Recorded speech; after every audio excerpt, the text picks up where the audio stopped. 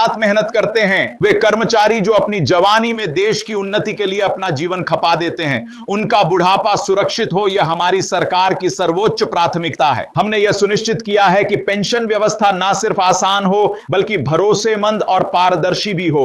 आज ईपीएस का लाभ लाखों परिवारों को सुरक्षा देता है, चाहे वह कर्मचारी हो, उसका जीवन साथी हो या उसके बच्चे। मेरे मजदूर भाइयों और बहनों, आपकी पेंशन सिर्फ एक राशि नहीं है, यह आपके वर्षों की निष्ठा और परिश्रम का सम्मान है। इसलिए हमारी सरकार लगातार प्रयास कर रही है कि पेंशन योजनाएं मजबूत हों। हम यह भी सुनिश्चित कर रहे हैं कि किसी भी कर्मचारी को अपने अधिकारों के लिए दफ्तरों के चक्कर ना काटने पड़े। डिजिटल व्यवस्था के माध्यम से आपके दस्तावेज, आपकी सेवा इतिहास और आपकी पेंशन, सब कुछ आपकी मुट्ठी में मोबाइल पर उपलब्ध हो रहा है। भाइयों और बहनों, यह चैनल केवल सूचना देने का माध्यम नहीं बल्कि आप सभी पेंशन धारकों की साझा आवाज है। यहां जो भी चर्चा होती है उसका सीधा संबंध आपकी पेंशन, आपके सम्मान और आपके अधिकार से होता है। सूचना घंटी सक्रिय करें ताकि पेंशन से जुड़ी कोई भी महत्वपूर्ण जानकारी आपसे छूट ना पाए। आज जिस विषय पर हम विस्तार से बात कर रहे हैं वह केवल किसी एक नोटिफिकेशन, किसी एक आदेश या किसी एक कोर्ट केस का विवरण नहीं है। यह वास्तव में उस सामूहिक पीड़ा की कहानी है जो ईपीएस 95 के लाखों पेंशन धारकों ने वर्षों से अपने भीतर दबा रखी है। यह उन अनगिनत आंखों की कहानी है जिनमें छोटी सी उम्मीद की लौ अभी भी टिमटिमा रही है। उन होठों की कहानी है जिनकी मुस्कान अब प्रार्थना में बदल चुकी है,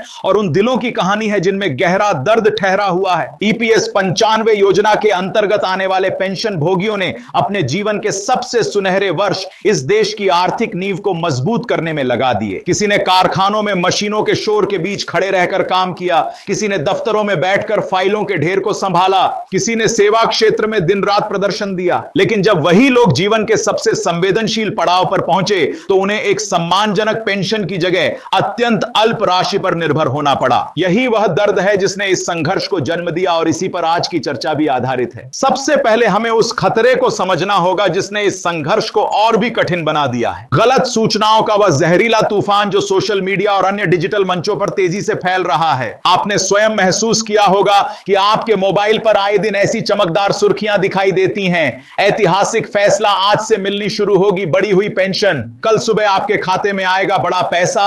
और इन शीर्षकों को इस तरह सजाया जाता है कि एक क्षण के लिए आपके मन में सचमुच आशा की लहर दौड़ जाती है। लेकिन जब महीने के अंत में बैंक खाते का संदेश या पासबुक आपके हाथ में आता है तो वही पुरानी पेंशन की राशि सामने दिखाई देती है। उस समय जो निराशा और टूटन महसूस होती है उसे शब्दों में पूरी तरह व्यक्त करना कठिन है। मित्रों, यह सब किसी अनजाने भ्रम का नतीजा नहीं बल्कि एक सोची समझी चाल जैसा प्रतीत होता है। कुछ लोग और कुछ चैनल केवल अपनी दर्शक संख्या बढ़ाने और विज्ञापनों से कमाई करने के लिए आपकी भावनाओं का इस्तेमाल कर रहे हैं। वे जानते हैं कि आप क्या सुनना चाहते हैं और वह बार बार वैसी ही झूठी बातें परोसकर आपको एक मायावी संसार में जीने के लिए मजबूर कर देते हैं। स्थिति को और चिंताजनक बना देने वाली बात यह है कि अब अत्याधुनिक डिजिटल तकनीक का उपयोग करके ऐसे वीडियो तैयार किए जा रहे हैं जिनमें किसी की आवाज और चेहरा इस तरह नकल किए जाते हैं कि पहली नजर में सब कुछ वास्तविक लगने लगता है। कल्पना कीजिए आपके संघर्षों, आपकी तकलीफों और आपकी उम्मीदों की नकल करके बनाए गए इन कृत्रिम चेहरों से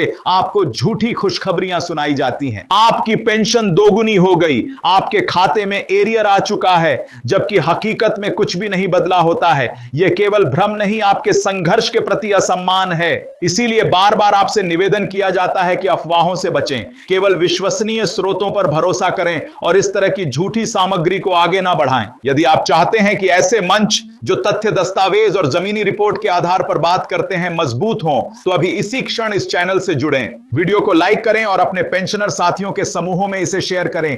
आपकी एक एक सदस्यता और एक एक शेयर इस सच की आवाज को और मजबूत बनाते हैं। अब बात करते हैं उन वास्तविक घटनाक्रमों की जो चुपचाप जमीन पर घटित हो रहे हैं और जिनका असर आने वाले समय में ईपीएस 95 के भविष्य पर पड़ सकता है। इस कहानी की एक महत्वपूर्ण कड़ी शुरू होती है गुजरात से। गुजरात जो अपनी उद्यमशीलता, मेहनतकश समाज और सामाजिक जागरूकता के लिए जाना जाता है, एक बार फिर ईपीएस 95 पेंशन धारकों की लड़ाई में अग्रिम पंक्ति में नजर आ रहा है। विश्वसनीय सूचनाओं के अनुसार गुजरात डेयरी विकास निगम ने ईपीएस 95 पेंशनरों के संदर्भ में एक अत्यंत महत्वपूर्ण और ऐतिहासिक आह्वान जारी किया। यह आह्वान नई दिल्ली के जंतर मंतर पर आयोजित राष्ट्रीय संघर्ष समिति के विशाल आंदोलन के लिए था। निगम का यह संदेश केवल एक संस्थागत पत्र नहीं बल्कि गुजरात राज्य के लाखों पेंशन भोगियों की सामूहिक इच्छा शक्ति और दृढ़ संकल्प संकल्प की घोषणा है। इस पत्र में गुजरात के सभी जिलों के ईपीएस 95 पेंशन भोगियों से भावनात्मक और ओजस्वी अपील की गई कि वे अधिकतम संख्या में संगठित होकर दिल्ली के लिए प्रस्थान करें। दिल्ली चलो अब केवल नारा नहीं बल्कि हर पेंशन भोगी का व्यक्तिगत दायित्व बताया गया। जो साथी अभी भी घर की चार दीवारी में बैठकर किसी चमत्कार की प्रतीक्षा कर रहे हैं, उनके लिए यह पत्र एक जागरण घंटी की तरह है। इस सूचना को आप तक पहुंचाने में गुजरात के अनेक निस्वार्थ कार्यकर्ताओं का बड़ा योगदान है, जो बिना प्रचार के गांव-गांव, नगर-नगर जाकर साथियों को जागरूक कर रहे हैं। संलग्न कर्मचारी एवं निवृत्त कर्मचारी समन्वयक लोक संस्था, जिसका मुख्यालय महाराष्ट्र के बुलढाणा में है और जो मांडवी कक्ष गुजरात से भी सक्रिय है, इस आंदोलन को जमीनी स्तर पर मजबूती देने में एक महत्वपूर्ण भूमिका निभा रही है। गुजरात में इस पूरे अभियान की कमान दो वरिष्ठ और समर्पित नेताओं श्री RSSSC पटेल और श्री बी चौहान के हाथों में है। यह दोनों नाम आज गुजरात के पेंशन भोगियों के लिए प्रेरणा स्तंभ बन चुके हैं। बढ़ती आयु और स्वास्थ्य संबंधी संभावित चुनौतियों के बावजूद उनका जोश और ऊर्जा आज भी कम नहीं है। वे स्वयं भी दिल्ली जाने की तैयारी कर रहे हैं और पूरे राज्य के हर कोने से पेंशन भोगियों को इस ऐतिहासिक आंदोलन में शामिल होने के लिए प्रेरित और संगठित कर रहे हैं। उनके द्वारा जारी संदेश में जो पंक्तियां लिखी गई,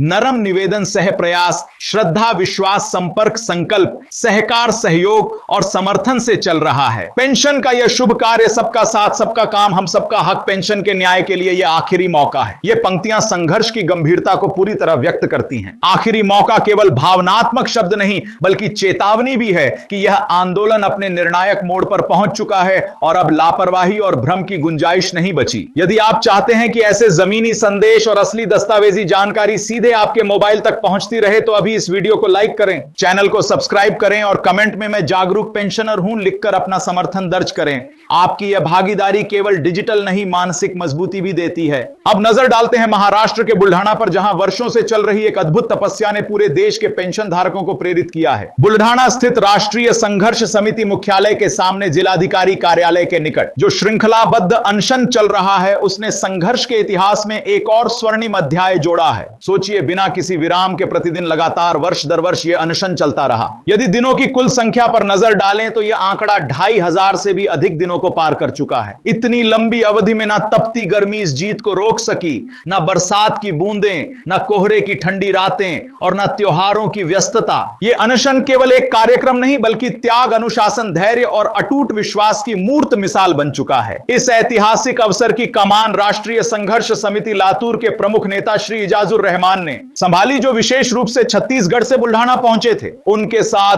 श्री PW सगाले और श्री RV सरगे ने भी श्रृंखलाबद्ध अनशन में सक्रिय भागीदारी निभाई। यह दृश्य अपने आप में अत्यंत प्रेरक था। एक राज्य के नेता दूसरे राज्य में चल रहे संघर्ष में शामिल होकर यह संदेश दे रहे थे कि यह लड़ाई किसी एक प्रदेश, भाषा या संस्था की नहीं बल्कि पूरे देश के पेंशन भोगियों की साझा लड़ाई है। बुल्ढाणा का यह अनशन केवल एक प्रतीक नहीं बल्कि एक जीवित जलती हुई मशाल है, जो हर दिन हमें यह याद दिलाती है कि हमारा संघर्ष अभी भी जारी है और इसे कमजोर मान लेना भूल होगी। जो लोग सोचते हैं कि समय के साथ साथ आंदोलन अपने आप ठंडा पड़ जाएगा, उन्हें बुल्ढाणा की यह कहानी पुनः सोचने पर मजबूर कर देती है। साथियों, इसी समय देश के अन्य भागों में भी यह लहर तेजी से फैल रही है। उत्तर प्रदेश, मध्य प्रदेश, राजस्थान, बिहार, झारखंड, आंध्र प्रदेश, तेलंगाना सहित कई राज्यों के पेंशन भोगी अब यह समझ चुके हैं कि अकेले अकेले बिखरे हुए स्वर से कोई बड़ा बदलाव नहीं आता। असली शक्ति एकजुटता में है। जब हर राज्य में, हर जिले में, हर संगठन में यह भावना मजबूत होगी कि केवल कुछ नेताओं या कुछ कार्यकर्ताओं की जिम्मेदारी नहीं बल्कि हम सबका साझा कर्तव्य है, तभी यह संघर्ष अपने लक्ष्य तक पहुंचेगा। यदि आप भी इस एकजुटता का हिस्सा बनना चाहते हैं तो केवल देखने तक सीमित मत रहिए।